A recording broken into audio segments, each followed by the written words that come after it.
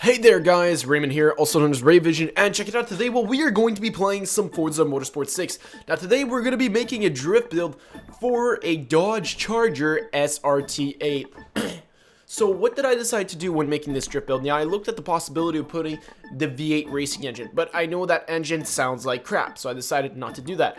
I had the option between twin turbochargers and superchargers, and I was like, no, I don't want to have the turbocharger sound in the background spooling, so I went with the supercharger, which is more of a muscle sound if you ask me. I may be completely wrong. Feel free to correct me in the comments below. Also, in the comments below, leave any future suggestions for drift builds. This one I just picked out because you guys didn't leave any suggestions, and, you know, I mean, like, if you don't suggest stuff, what am I going to choose? So that is what's happening with that. Or else, as usual, you can find this drift build under Ray Drift. Drift best for speed. So if you're looking for it, there it is. So honestly, this is a pretty good car. It does its job well. The gearing might be a little bit short. I could have extended the gears. Probably shouldn't have shortened them as much as I did, but I can still pull it off fine. And there's nothing wrong with it. Honestly, I did very well if you ask me. Like right now we are at the beginning of the race. This was pretty much the first corner. And look at me just pulling out a sweet big-ass drift and going for first place right there. Just killing it in this Dodge. And it's basically a theme that repeats itself pretty much throughout the race. The only exceptions being when people enjoyably or forcibly crash into you, and that is why, unfortunately, I wasn't able to score first. I only scored 7. Spoilers, by the way, for all you guys who didn't know that. I have great news, guys. I have reserved my tickets for the Star Wars movie. Yes, I know it's coming out December 18th, but me, Ryan, Marco, and Willie already have our tickets, so we are ready to go. Actually, we're pretty hyped to go, so we'll see how things go with regards to that. Look at that sideways action.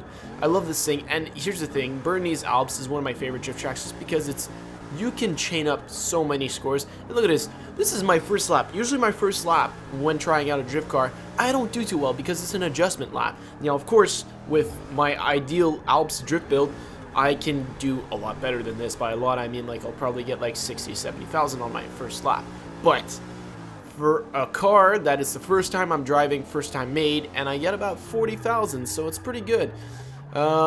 So obviously jumped a little bit later on to the race. There's only about 2 minutes and 50 seconds left, and as you can see, I dropped all the way to 4th, but I will climb my way back, or claw my way back to at least 3rd or 2nd. We shall see. Actually, you guys already know what the answer is to that.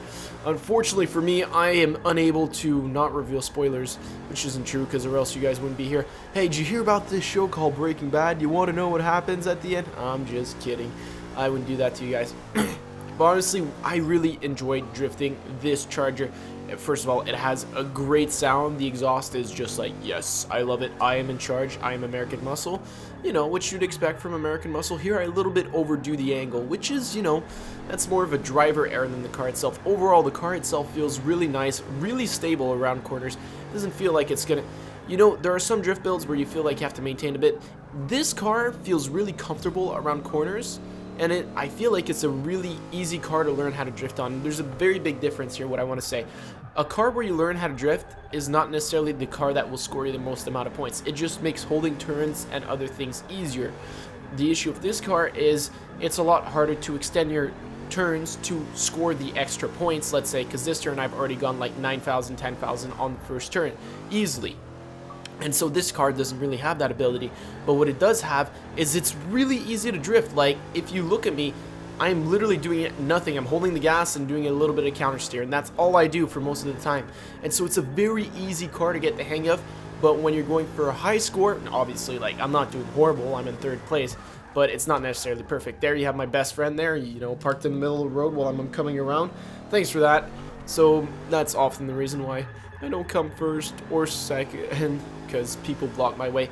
But luckily for me, I do believe 1st and 2nd place are based off best lap, or they are based off just a score in general. I don't remember how this new game mode works. I haven't had enough time to try it out.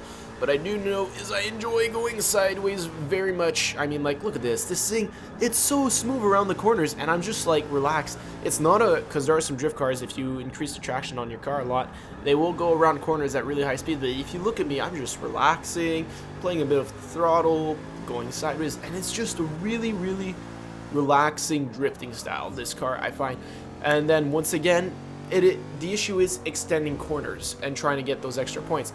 And what I mean by that is when I come into this corner, usually I'll be able to start this corner and do it fine, hug the bottom, and then extend out with power. And the problem with this car is even if for the power, I have trouble maintaining that drift. Like, I didn't get any big point drifts. I think that's the best I ever did that corner, actually, the whole race. So I guess it's not half bad. Look at me. So I guess it is based on best lap. Hope you guys all enjoyed, and I will see you all next time.